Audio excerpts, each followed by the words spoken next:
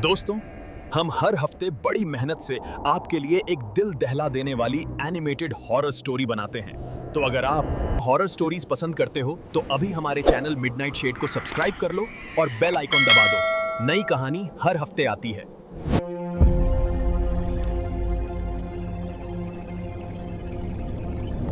सातवीं मंजिल की टूटी खिड़की के पास अर्जुन कांपते हुए खड़ा था। बाहर तेज बारिश हो रही थी और नीचे सड़क पर चमकती स्ट्रीट लाइट्स पानी में डूबती उतराती दिखाई दे रही थी। उसके पीछे गलियारे में किसी के नंगे पैरों के भीगे निशान बनते जा रहे थे। आवाज साफ थी, छप छप छप, जैसे कोई धीरे धीरे उसकी तरफ बढ़ रहा हो।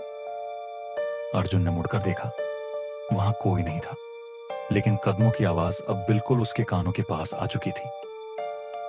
अगले ही पल सामने वाले बंद फ्लैट नंबर 307 का दरवाजा अपने आप चर्रर की आवाज के साथ खुल गया। अंदर घुप अंधेरा था। अर्जुन की सांसें तेज हो गईं, क्योंकि उसी अंधेरे में एक लड़की की परछाई खड़ी थी। वही लड़की जिससे उसे प्यार हो चुका था। 2 महीने पहले अर्जुन इस शहर में नौकरी के लिए आया था, अकेला, थका हुआ और नए माहौल से परेशान। कम किराए में उसे यह पुराना अपार्टमेंट मिल गया। बिल्डिंग बहुत पुरानी थी, दीवारों पर सीलन, हर कोने में जाले, और रात होते ही गलियारों में ऐसी ठंड भर जाती थी जैसे कोई फ्रीजर खुल गया हो। पहली ही रात अर्जुन को लगा था कि इस जगह में कुछ ठीक नहीं है। ऊपर छत से देर रात किसी के चलने की आवाज आती थी, जबकि बिल्डिंग में ज्यादा लोग रहते ही नहीं थे। कभी सीढ़ियों में किसी लड़की के रोने जैसी धीमी आवाज सुनाई देती, तो कभी लिफ्ट अपने आप चालू होकर रुक जाती। लेकिन तीसरी रात सब बदल गया। अर्जुन देर से काम से लौटा था, बिजली गई हुई थी। वह मोबाइल की टॉर्च जलाकर सीढ़ियां चढ़ रहा था। तभी चौथी मंजिल के मोड़ पर उसे एक लड़की बैठी दिखाई दी। सफेद सलवार, भीगे बाल, सिर नीचे झुका हुआ। अर्जुन कुछ पल रुका। लड़की ने धीरे धीरे चेहरा उठाया। चेहरा बेहद सुंदर था, लेकिन आंखों में गहरी उदासी थी। वह बिना कुछ बोले उठी और ऊपर चली गई। उस रात अर्जुन पहली बार डरने के बजाय उसके बारे में सोचता रहा। अगले दिन छत पर वही लड़की फिर मिली। वह किनारे खड़ी बारिश देख रही थी। अर्जुन उसके पास गया, लेकिन लड़की ने बस हल्की मुस्कान दी और दूर हट गई। उसके बाद यह रोज होने लगा। अर्जुन ऑफिस से लौटता और रात होते ही लड़की कहीं ना कहीं दिख जाती। कभी छत पर, कभी 7वीं मंजिल की खिड़की के पास, कभी सीढ़ियों में खड़ी। वह कभी बोलती नहीं थी, लेकिन उसकी आंखें बहुत कुछ कहती थी। धीरे धीरे अर्जुन का अकेलापन खत्म होने लगा। अब उसे रात का इंतजार रहता था। उसने नोटिस किया कि लड़की हमेशा भीगी रहती थी, चाहे बारिश हो या ना हो। उसके कपड़े सूखते नहीं थे। उसके आने से पहले हवा में मिट्टी और पुराने इत्र जैसी महक फैल जाती थी। और सबसे अजीब बात, उसके कदमों की आवाज कभी नहीं आती थी। फिर भी अर्जुन ने इन बातों पर ध्यान नहीं दिया। एक रात लड़की पहली बार उसके कमरे के दरवाजे तक आई। दरवाजा अपने आप खुल गया। अर्जुन का दिल तेज धड़कने लगा। लड़की कमरे में आई, चारों तरफ देखा और मेज पर रखी अर्जुन की मां की फोटो के सामने कुछ सेकंड खड़ी रही। फिर उसने अर्जुन की तरफ देखा और मुस्कुराकर चली गई। उस मुस्कान में कुछ ऐसा था कि अर्जुन पूरी तरह उसके प्यार में पड़ चुका था। अब उसने लड़की का नाम जानने की ठानी। पूरी बिल्डिंग में पूछने पर कोई ठीक जवाब नहीं मिला। कुछ लोग कहते यहां कोई लड़की नहीं रहती, कुछ कहते तीसरी मंजिल वाला हिस्सा सालों से बंद है। कुछ लोग सवाल सुनते ही बात बदल देते। एक बूढ़े दूध वाले ने बस इतना कहा, रात में अगर सफेद कपड़ों वाली दिखे, पीछे मत जाना। अर्जुन हंसकर टाल गया। उस रात लड़की सीढ़ियों में खड़ी थी। उसने पहली बार हाथ से इशारा किया, जैसे अर्जुन को अपने पीछे आने के लिए बुला रही हो। अर्जुन उसके पीछे पीछे नीचे उतरा। लड़की तीसरी मंजिल पर जाकर फ्लैट नंबर 307 के सामने रुकी। दरवाजा जंग लगा हुआ था, उस पर मोटी चेन बंधी थी। लड़की ने अर्जुन की तरफ देखा, फिर दरवाजे के अंदर दीवार में समा गई। अर्जुन के शरीर में करंट दौड़ गया। अगले दिन उसने छुट्टी ली और बिल्डिंग के पुराने रिकॉर्ड्स खोजने लगा। नीचे स्टोर रूम में धूल भरी फाइलें पड़ी थीं, पुराने अखबार, शिकायतें, किराए के कागज। एक पीली खबर ने उसका हाथ रोक दिया। युवती ने 7वीं मंजिल से कूदकर जान दी। तारीख 10 साल पुरानी थी।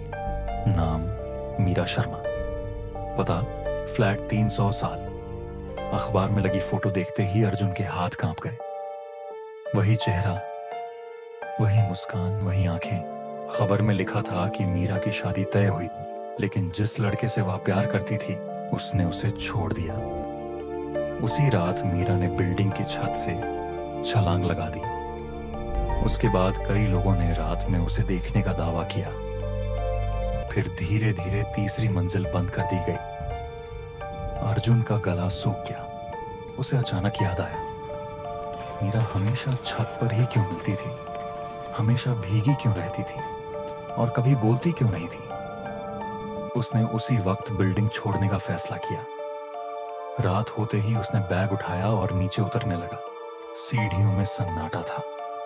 अचानक ऊपर से पानी टपकने लगा। फिर वही आवाज, छप छप छप। अर्जुन ने पीछे देखा। सीढ़ियों पर गीले पैरों के निशान बनते हुए नीचे आ रहे थे, लेकिन कोई दिखाई नहीं दे रहा था।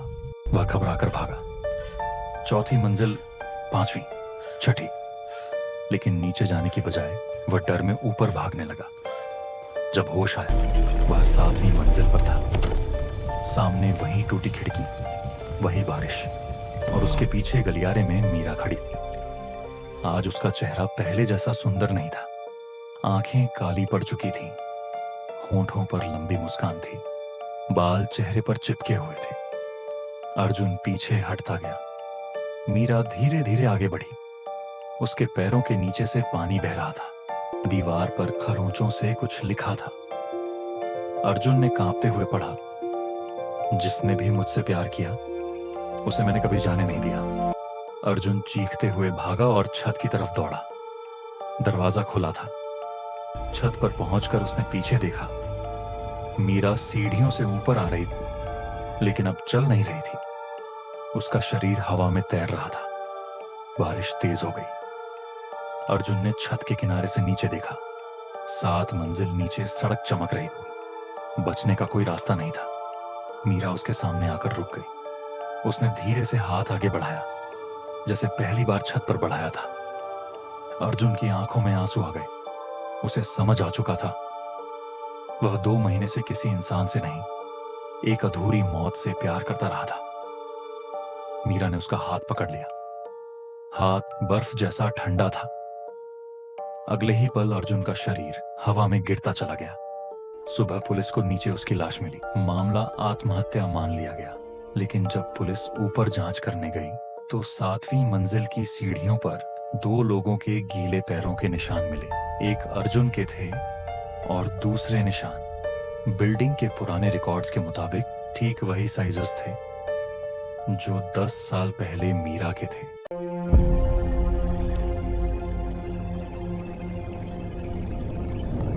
तेज बारिश की आवाज के बीच होटल की तीसरी मंजिल पर बने रूम 13 का दरवाजा अंदर से धीरे धीरे हिल रहा था, जबकि उस कमरे की चाबी रिसेप्शन के लॉक बॉक्स में बंद थी। गलियारे की टिमटिमाती लाइट हर कुछ सेकंड में बुझ रही थी, और जब भी रोशनी वापस आती दरवाजा थोड़ा और खुला दिखाई देता। उस रात होटल का मैनेजर अरविंद पहली बार डर गया था, क्योंकि इस कमरे में आज तक कोई ठहरा ही नहीं था। यह पुराना होटल शहर से थोड़ा बाहर बना था। सड़क किनारे होने की वजह से कभी यहाँ अच्छी भीड़ रहती थी, लेकिन तीसरी मंजिल का रूम 13 हमेशा बंद रखा जाता था। होटल के पुराने मालिक ने बस इतना कहा था कि उस कमरे को कभी किसी को मत देना। वजह पूछने पर वह चुप हो जाता। अरविंद ने इसे अंधविश्वास समझकर सालों तक नजरअंदाज किया, लेकिन उस रात होटल पूरा भरा हुआ था। सिर्फ एक आदमी बचा था, भीगा हुआ, थका हुआ और चेहरे पर अजीब बेचैनी लिया। उसका नाम राघव था। उसने कहा कि उसे बस एक रात रुकना है। मजबूरी में अरविंद ने पहली बार रूम 13 की चाबी निकाल ली। चाबी पकड़ते ही उसके हाथ ठंडे पड़ गए, जैसे लोहे का टुकड़ा बर्फ में रखा हो। राघव बिना कुछ बोले कमरे में चला गया। उसके जाते ही तीसरी मंजिल का कैमरा बंद हो गया। कुछ मिनट बाद ऊपर से फर्नीचर घिसटने की आवाजें आने लगी, फिर किसी के भागने की तेज कदमों की आवाज, और अचानक सब शांत। दरवाजा अंदर से बंद था। उसने कई बार खटखटाया, लेकिन कोई जवाब नहीं मिला। जैसे ही उसने मास्टर चाबी लगाई, कमरे के अंदर से किसी ने जोर से दरवाजा धक्का दिया। अरविंद पीछे गिर पड़ा। दरवाजा आधा खुला और अंदर पूरा कमरा खाली था। न बिस्तर पर कोई निशान, न बैग, न राघव। सिर्फ गीले पैरों के निशान थे, जो कमरे के बीच तक जाकर अचानक गायब हो गए थे। दीवार पर लगी पुरानी अलमारी खुली थी और उसके अंदर पीछे की लकड़ी पर नाखूनों से खरोंचा गया एक नाम लिखा था, राघव। अरविंद के होश उड़ गए। उसने पुराने रिकॉर्ड निकाले। 20 साल पहले इसी होटल में आग लगी थी। तीसरी मंजिल पर फंसकर एक आदमी जिंदा जल गया था। उसका नाम भी राघव था। वह रूम 13 में रुका था। सुबह अरविंद ने कमरा हमेशा के लिए बंद करवा दिया, लेकिन हर बरसात वाली रात तीसरी मंजिल के कैमरे अपने आप बंद हो जाते और रिसेप्शन के लॉक बॉक्स में रखी रूम 13 की चाबी